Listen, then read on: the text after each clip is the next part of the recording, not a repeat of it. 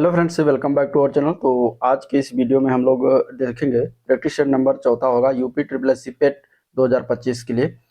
और इसी में हम इसको देखेंगे, ठीक है। इसके पहले का अगर आप लोगों ने वीडियो नहीं देखा है तो चलिए उस वीडियो को देख लीजिएगा चैनल पेज पर जाके। तो चलिए आज का ये वीडियो स्टार्ट करते हैं। प्रैक्टिस सेट नंबर 4 है। इसमें पहला क्वेश्चन है, दिया गया है भारत में लौह युग निम्नलिखित में से किस कालखंड में आता है। ठीक है, ये दिया गया है, बताना है। ठीक है, लौह युग का जो कालखंड है या लौह युग की शुरुआत कब से लेकर कब से तक रहा, ये बताना है। ठीक है, तो इसका आंसर हो जाएगा बी ऑप्शन, 1500 ईसा पूर्व से लेकर 200 ईसा पूर्व तक जो है लौह कालखंड कहलाता है। भारत में जो लौह युग की अवधि जो थी वो 1500 से 200 ईसा पूर्व तक रही थी। ठीक है, तो आंसर क्या हो जाएगा, बी ऑप्शन इसका करेक्ट हो जाएगा। दूसरा क्वेश्चन है, वर्धमान महावीर जैन धर्म के अंतिम और कौन से तीर्थंकर थे। ठीक है, वर्धमान महावीर जो थे वो जैन धर्म के तीर्थंकर थे, लेकिन अंतिम थे और कौन से नंबर के थे। अंतिम स्थान जो इनका था वो था ये 24वें नंबर के। ठीक है, 24वें नंबर के जैन धर्म थे वर्धमान महावीर।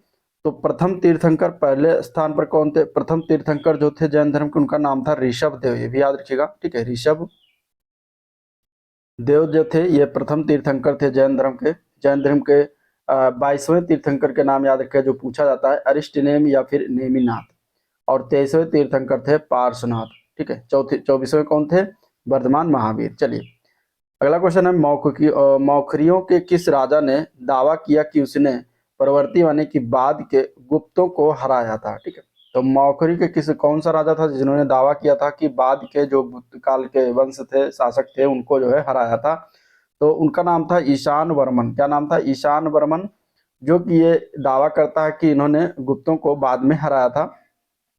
तो इसमें अगर हम बात करें मौखरी वंश, तो मौखरी वंश के राजा जो थे प्रमुख शासक में आदित्य वर्मन आता है, ईश्वर वर्मन है, ठीक है, ईशान वर्मन है, अवंती वर्मन है, ये सभी जो है आपके मौखरी वंश के शासक हुआ करते थे। क्वेश्चन नंबर 4 है, शेर खान ने निम्नलिखित में से चौसा में हुमायूं को हराया था और किस सन में हराया था, ये बताना है।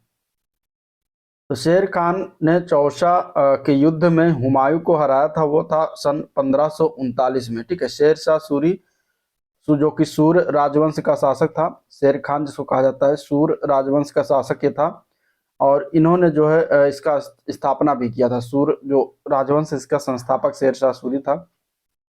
इसका शासन काल था 1540 से लेकर 1545 तक। ठीक है, शेर शाह सूरी का काल था 1540 से लेकर 1545 तक था।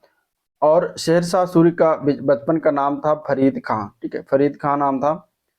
और वह 1540 में बिलग्राम यानी कन्नौज के युद्ध में हुमायूं को भी पराजित किया था। और चौसा के युद्ध में हुमायूं को 1539 में शेर खान ने पराजित किया था। तो ये हो गया नेक्स्ट क्वेश्चन। निम्नलिखित में से युद्धों का कौन सा युग्म है जो जिस वर्ष में लड़े गए हैं और वो सही है इसमें से।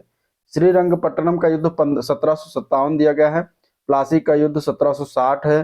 तृतीय आंग्ल मराठा की लड़ाई 1764 में हुई। बक्सर का युद्ध जो हुआ वो 1764 में हुआ। इसमें से कौन सा एक सही है ये बताना है। ठीक है, तो यहाँ पे अगर देखेंगे तो बक्सर का युद्ध जो 1764 दिया गया ये सही है, बाकी सारे यहाँ पे गलत हैं। ठीक है, प्लासी का युद्ध जो दिया गया 1760 ये गलत है। प्लासी का युद्ध हुआ था 1757 ईस्वी में। और इसके अलावा बक्सर का युद्ध 1764 में हुआ।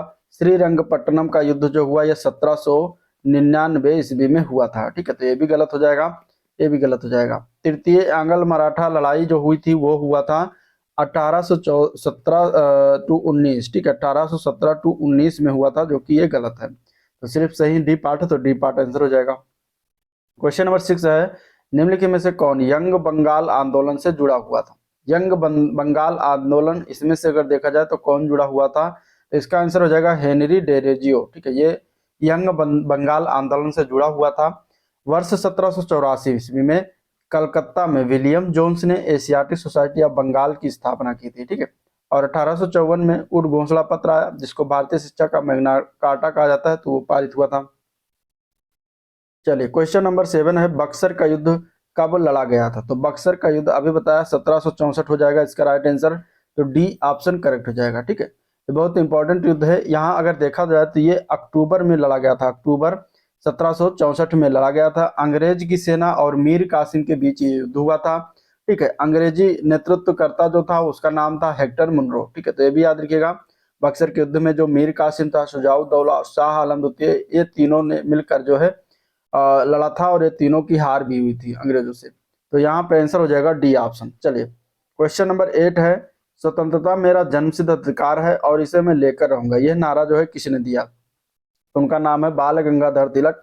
आंसर यहाँ पे क्या हो जाएगा? ए पार्ट करेक्ट हो जाएगा। क्वेश्चन नंबर 9 है, पागलपंथी विद्रोह कहाँ हुआ था? ठीक है, क्वेश्चन नंबर 9 है, पागलपंथी विद्रोह कहाँ हुआ था, आपको राज्य बताना है।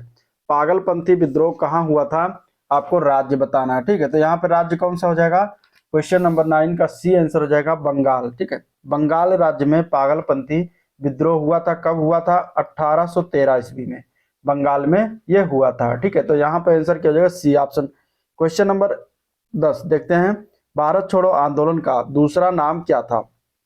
भारत छोड़ो आंदोलन का दूसरा नाम, जिसको हम जानते थे अगस्त क्रांति के नाम से, ठीक है, इसको अगस्त क्रांति कहा गया या अगस्त आंदोलन के नाम से भी जाना जाता है, क्योंकि ये अगस्त में हुआ था।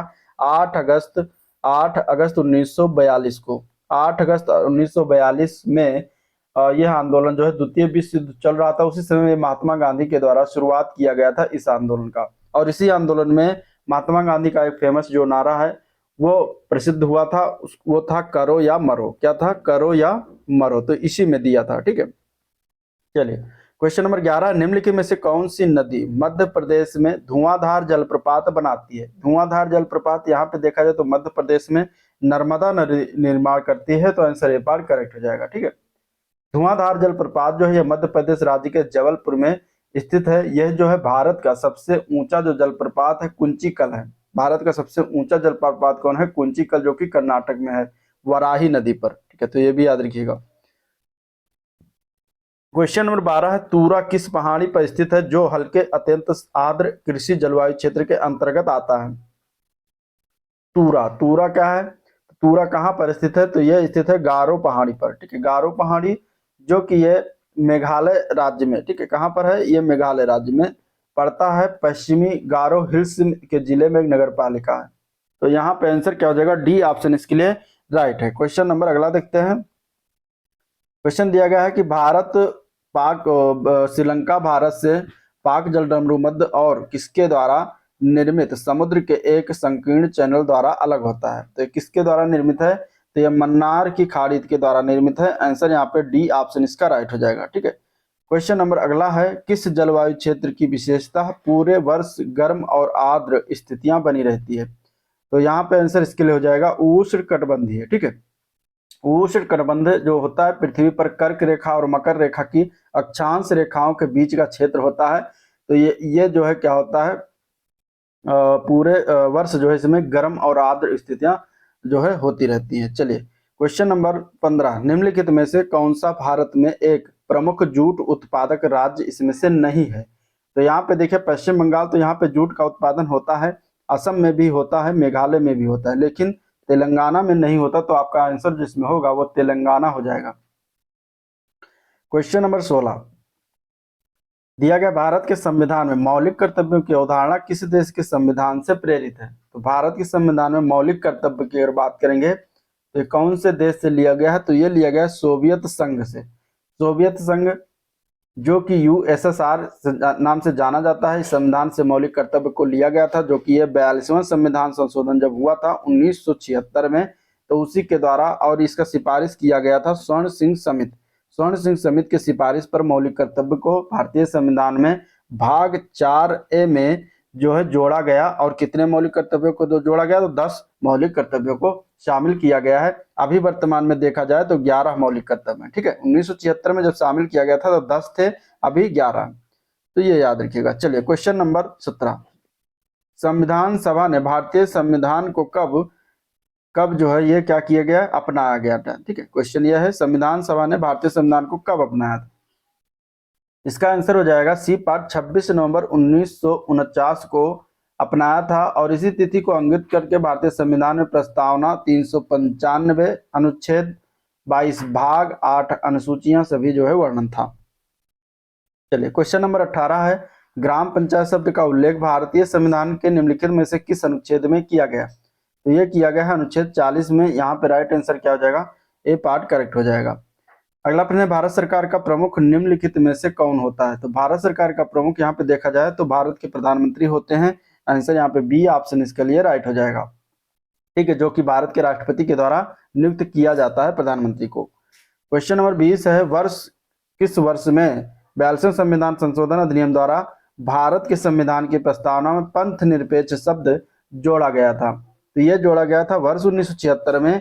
आंसर डी ऑप्शन इसका करेक्ट हो जाएगा। ठीक है, 3 शब्द जोड़े गए, समाजवादी, पंथ निरपेक्ष और अखंडता, ये 3 शब्द जोड़ा गया था। क्वेश्चन नंबर 21 है, निम्नलिखित में से कौन उदारीकरण की प्रमुख विशेषता इनमें से नहीं है?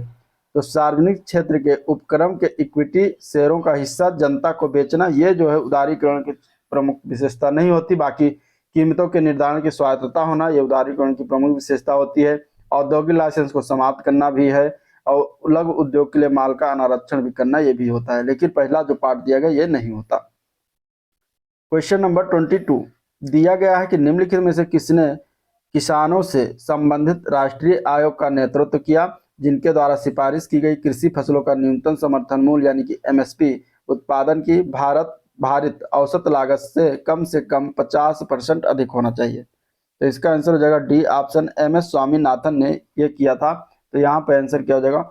डी ऑप्शन इसका राइट हो जाएगा। ठीक है, अगला प्रश्न, हरित क्रांति के दौरान किसानों के द्वारा बाजार में अधिशेष के रूप में कौन सी उपज उपलब्ध थी? ठीक है, अधिशेष के रूप में कौन सी फसल उपलब्ध थी ये बताना है। तो यहाँ पे इसका आंसर हो जाएगा ए पार्ट, गेहूं और चावल। ठीक है, हरित क्रांति के दौरान उत्पादित चावल और गेहूं की फसल जो है अधिशेष के रूप में उपलब्ध थी। और हरित क्रांति की शुरुआत कब हुई थी? तो डेट याद रखिएगा, 1966-67 में इसकी शुरुआत किया गया था। ठीक है, भारतीय हरित क्रांति के जनक का नाम क्या था? MS स्वामीनाथन थे। और विश्व में अगर पूछा जाएगा तो नॉर्मन ई बोरलॉग, याद रखिएगा।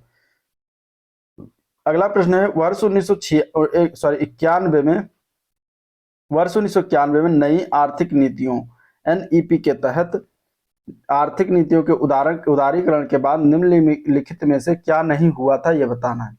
तो विश्व व्यापार में निर्यात में भारत की हिस्सेदारी में वृद्धि हुई, तो ये तो सही है।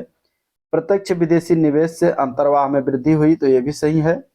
भारत के सकल घरेलू उत्पाद में कृषि की हिस्सेदारी में भारी वृद्धि हुई, जो कि ये गलत है। ठीक है, जो आर्थिक उदारीकरण आर्थिक नीति आई 1991 में, उसमें जब उदारीकरण हुआ उसके बाद जो है सकल और घरेलू उत्पाद में कृषि के हिस्से में भारी जो वृद्धि दिया गया नहीं हुआ था। ठीक है, तो यहाँ पे और चौथा है, भारत के विदेशी मुद्रा भंडार में वृद्धि। तो जाहिर सी बात है, जब ऑप्शन ए जो लिया गया है निर्यात करेंगे तो विदेशी मुद्रा भंडार में भी वृद्धि हुई।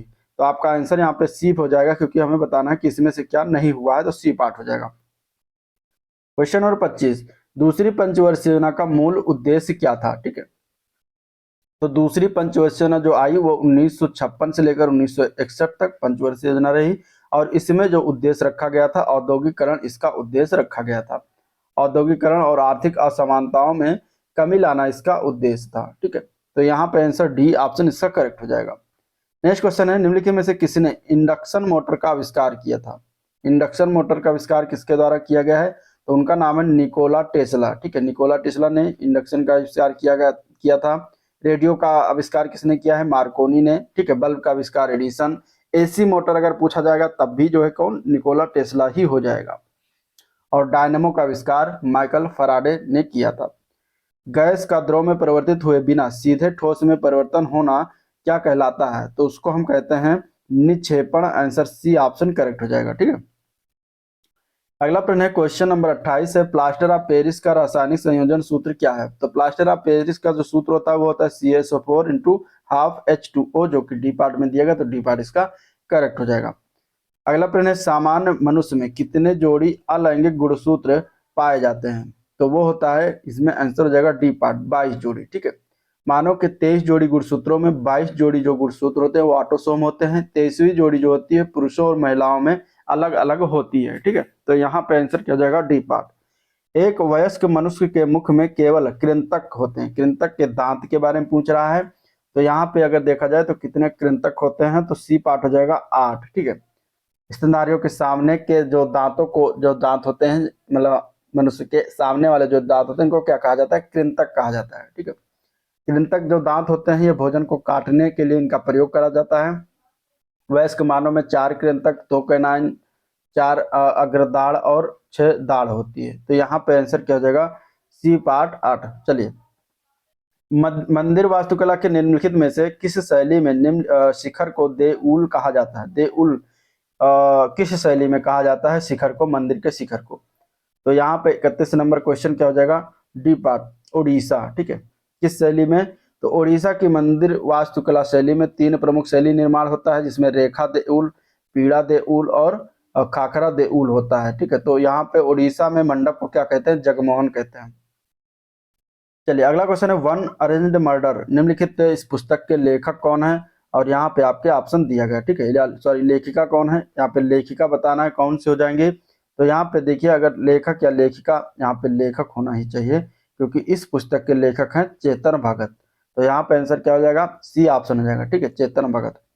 क्वेश्चन नंबर 33 है, निम्नलिखित में से कालबेलिया नृत्य जो है, ये शैली की प्रसिद्ध कलाकार इनमें से कौन है? ठीक है, कालबेलिया कालबेलिया की अगर हम बात करेंगे तो उनका नाम है गुलाबो सपेरा। ठीक है, गुलाबो सपेरा जो है ये प्रसिद्ध नृत्य शैली के प्रसिद्ध कलाकार है। और कालबेलिया नृत्य जो है किस राज्य में मनाया जाता है? तो ये होता है कालबेलिया राजस्थान।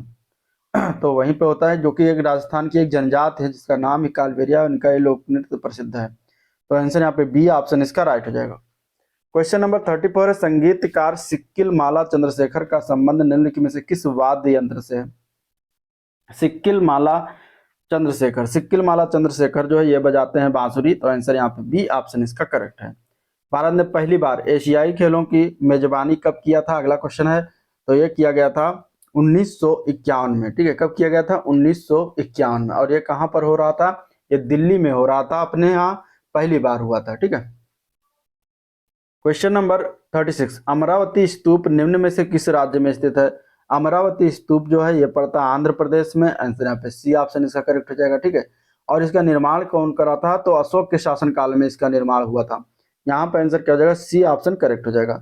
किस राज्य के मठों में सत्रिया नृत्य शैली विकसित की गई? तो यह हुआ था असम राज्य। असम राज्य के मठ में सत्रिया नृत्य शैली जो है विकसित हुई थी। और यहाँ पे आंसर हो जाएगा डी ऑप्शन करेक्ट। ठीक है, ये अभी इसको शास्त्रीय संगीत शास्त्रीय नृत्य के रूप में भी सम्मिलित किया गया है। तो आंसर यहाँ पे डी ऑप्शन हो जाएगा। भारत में हर साल राष्ट्रीय खेल दिवस कब मनाते हैं या कब मनाया जाता है? तो इसका आंसर है जो है डी ऑप्शन 29 अगस्त को मनाया जाता है। ठीक है, चलिए अगला क्वेश्चन है, सिद्धांत शिरोमणि नामक प्राचीन ग्रंथ निम्नलिखित में से किसने लिखा है? सिद्धांत शिरोमणि नामक प्राचीन ग्रंथ निम्नलिखित में से देखेंगे तो ये भास्कराचार्य जी के द्वारा लिखा गया है। तो यहाँ पे आंसर सी ऑप्शन करेक्ट हो जाएगा इसके लिए। क्वेश्चन नंबर 40 है, पावलकुट नामक जनजातीय पर पारंपरिक रूप से निम्नलिखित में से किस राज्य से संबंधित है? पावलकुट की अगर बात करेंगे तो यहाँ पे आंसर हो जाएगा सी ऑप्शन मिजोरम राज्य से संबंधित है। आंसर सी ऑप्शन इसका करेक्ट है। ठीक है, क्वेश्चन नंबर 41 से, केंद्रीय मंत्री किरण रिजिजू ने कौन सा नया हज सुविधा ऐप लॉन्च किया है?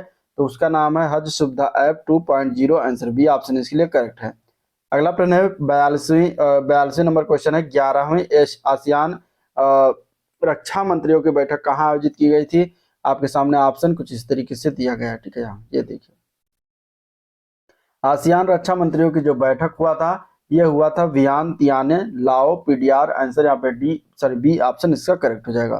कर्नाटक सरकार के वन पारिस्थितिकी और पर्यावरण मंत्री ईश्वर खंड्रे ने पश्चिमी घाट में पाए जाने वाले किंग कोबरा का आधिकारिक नाम क्या रखा है? ठीक है, तो उसका नाम क्या है? तो उसका नाम रखा गया ओफियोफेगस कलिंगा। ठीक है, नाम क्या है? ओफियोफेगस कलिंगा। ठीक है, तो ये नाम याद रखिएगा। अगला प्रश्न है, आज तक साहित्य जागृत लोकप्रिय लेखक सम्मान किसे दिया गया? ठीक है, ये किसे प्रदान किया गया है? तो उनका नाम क्या है? Yatindra Mishra. Answer C option इसका करेक्ट हो जाएगा। उपमन्यु चटर्जी की कौन सी पुस्तक ने 2024 में साहित्य के लिए जेसीबी पुरस्कार जीता? तो जेसीबी पुरस्कार की बात करेंगे तो यहाँ पर आंसर हो जाएगा A part, Lorenzo searches for the meaning of life. तो आंसर यहाँ पे ए पार्ट इसलिए करेक्ट हो जाएगा। क्वेश्चन नंबर 46 है, पंजाब नेशनल बैंक ने किस संगठन के साथ साझेदारी की है जो जलवायु जिम्मेदारी और स्थिरता से जुड़ा हुआ है? तो ये हुआ है PCAF के साथ, partnership for carbon accounting and financial के साथ साझेदारी की गई है। आंसर ए पार्ट इसका करेक्ट हो जाएगा। जम्मू और कश्मीर बैंक ने किस कंपनी के साथ मिलकर वर्चुअल ATM सुविधा शुरू की है? तो ये किया गया है पेमार्ट इंडिया के साथ मिलकर। आंसर क्या है? बी ऑप्शन इसका राइट है। Question number 48, network readiness index 2024 में सबसे उच्च समग्र स्कोर के साथ विश्व में अग्रणी स्थान किस देश को मिला है? तो ये कौन सा देश प्रथम स्थान पर? तो इसमें अमेरिका हो जाएगा, संयुक्त राज्य अमेरिका है। आंसर बी ऑप्शन करेक्ट हो जाएगा। ब्लू ओरिजिन के 28वें अंतरिक्ष मिशन के दौरान अंतरिक्ष में जाने वाली 7वीं महिला कौन सी बनी? ठीक है, उनका नाम क्या है? तो उनका नाम इसमें से हो जाएगा एमिली कैलेंड्री। ठीक है, एमिली कैलेंड्री हो जाएगा। आंसर यहाँ पे दिया गया है, सी ऑप्शन राइट है। क्वेश्चन नंबर 50 है व्हाई द हेक नॉट। ठीक है, व्हाई द हेक नॉट ये पुस्तक है और इसके सह लेखक पूछा गया है कि कौन है। ठीक है, इसका आंसर क्या है क्वेश्चन नंबर 50 में? तो इसके सह लेखक का नाम है कुशल पाल सिंह और पड़ा जैन। आंसर क्या हो जाएगा? सी ऑप्शन इसका राइट हो जाएगा। क्वेश्चन नंबर 51 है ऋण मुक्त शब्द में कौन सा समास? अब हिंदी से क्वेश्चन हो गए। तो ऋण मुक्त शब्द जो देखेंगे तो यहाँ पे आप लगा देंगे अपादान तत्पुरुष समास के अंतर्गत आता है। ठीक है, ये सभी देखिए तत्पुरुष के नाम ही दिए गए, तत्पुरुष के प्रकारों में भी पूछा गया है। तो क्वेश्चन यहाँ पे डी ऑप्शन इसके लिए राइट है। क्वेश्चन नंबर 52 है निम्नलिखित में से कौन सा शब्द सरस्वती का पर्यायवाची नहीं है इनमें से? तो 52 में अगर देखेंगे तो बीड़ा पाड़ी होता है, महाश्वेता भी होता है, भारती भी होता है, लेकिन पद्मा जो है वो सरस्वती का पर्यायवाची नहीं होता। तो यहाँ पे सी ऑप्शन करेक्ट है। निम्नलिखित में से कौन सा शब्द स्त्रीलिंग और पुल्लिंग दोनों है इनमें से? तो स्त्रीलिंग और पुल्लिंग यहाँ पर देखा जाएगा तो हार शब्द जो होता है ये क्या होता है? स्त्रीलिंग भी होता है और पुल्लिंग भी होता है। अगला प्रश्न है जिन ढूंढा तिन पाइया गहरे पानी पैठ, यहाँ पे श्लोकोक्ति का अर्थ क्या है ये बताना है। तो क्वेश्चन नंबर 54 में देखेंगे इसका अर्थ होता है परिश्रम का फल अवश्य मिलता है। तो आंसर यहाँ पे ए पार्ट इसके लिए राइट है। ठीक है, भक्तमाल के रचनाकार कौन है? भक्तमाल के रचनाकार की बात करेंगे 55 नंबर क्वेश्चन है। तो बी पार्ट हो जाएगा नाभादास है। आंसर क्या हो जाएगा? B part Nabhadas. ठीक है, अगला प्रश्न यहाँ पे जो दिया जाएगा वो आपको गद्यांश पढ़ना है, गद्यांश पढ़ लीजिएगा, फिर इसके बाद क्वेश्चन की तरफ आइएगा। ठीक है, हम चलते हैं क्वेश्चन की तरफ। गद्यांश से पहला क्वेश्चन है कि सदाचार किन से प्रवर्तित होता है? गद्यांश के अनुसार यहाँ पे आंसर क्या हो जाएगा? डी ऑप्शन ज्ञान और भक्ति के द्वारा होता है। भक्ति द्वारा प्रवर्तित सदाचार का अनुष्ठान कैसे होता है? तो भक्त द्वारा प्रवर्तित सदाचार का अनुष्ठान की बात करेंगे तो यहाँ पर आंसर हो जाएगा ए पार्ट आनंद से और हृदय से होता है। ज्ञान द्वारा प्रवर्तित सदाचार का पता कैसे लगता है? ज्ञान द्वारा प्रवर्तित सदाचार का पता की अगर हम बात करेंगे तो बी पार्ट हो जाएगा यहाँ पे कष्ट पूर्व हृदय को दबाकर। गद्यांश पढ़ेंगे तो आंसर बी ऑप्शन निकल के आएगा। कर्तव्य और शील का कौन सा आचरण अच्छा है? तो 59 में अगर देखेंगे तो यहाँ पे सी ऑप्शन है जो आनंद और हर्ष से हूं। हृदय की वह कौन सी अस्थाई दशा है जो सदाचार को प्रेरित करती है? तो यहाँ पे आंसर क्या हो जाएगा? तो वो हो जाएगा शील दशा जो कि बी पार्ट में दिया गया है। अगला गद्यांश फिर है 61 से लेकर 65 तक, आपको उसमें इस गद्यांश को पढ़ के इसका आंसर देना है। तो आप वीडियो पॉज करके इस गद्यांश को पढ़िएगा। ठीक है, हम चलते हैं क्वेश्चन की तरफ बढ़ते हैं। पहला क्वेश्चन है भारतीय समाज में सीखने का संबंध किससे है? तो गद्यांश के अनुसार इसका आंसर क्या है? तो डी पार्ट है अस्तित्व और बुनियादी आवश्यकताओं से होता है। तो आंसर डी हो जाएगा। लेखक के अनुसार सीखने के संदर्भ में कौन सी बात उचित नहीं है इनमें से? तो 62 के आंसर में बी पार्ट निकल के आएगा सीखने के साधनों को महत्व देना। लेखक ने किसकी सीमाओं का उल्लेख किया इसमें से? तो गद्यांश के अनुसार बी पार्ट हो जाएगा औपचारिक शिक्षा की सीमाओं का उल्लेख किया है। सीखने की प्रक्रिया में क्या प्रमुख है और क्या गौड़? तो सीखने की प्रक्रिया में सीखने वाला प्रमुख है और साधन क्या है? गौड़ है। आंसर सी ऑप्शन राइट है। क्वेश्चन नंबर 65 है अनुच्छेद में क्या और किसके महत्व का उल्लेख किया गया है? तो गद्यांश पढ़ेंगे तो आंसर निकल के आएगा बी पार्ट सीखने का और सीखने वाले का। ठीक है, सीखना और सीखने वाले इन दोनों का महत्व का उल्लेख किया गया है गद्यांश में। तो आंसर बी ऑप्शन इसका करेक्ट है। ठीक है, अब आगे क्वेश्चन आपके रीजनिंग से होंगे, ठीक है, और मैथ से होंगे। तो ये क्वेश्चन आप करिएगा रीजनिंग मैथ का, जो हम इसका PDF प्रोवाइड कर देंगे अपने चैनल टेलीग्राम चैनल पर, तो वहां से आप डाउनलोड कर लीजिएगा और इसको सारे क्वेश्चन कर लीजिएगा। ठीक है, तो चलिए आज का वीडियो में प्रिंट करते हैं, मिलते हैं नेक्स्ट वीडियो में। तब तक के लिए थैंक यू। और अगर आपको वीडियो पसंद आया हो तो लाइक करिएगा, चैनल को सब्सक्राइब नहीं किया अभी तो सब्सक्राइब कर लीजिएगा, ठीक है।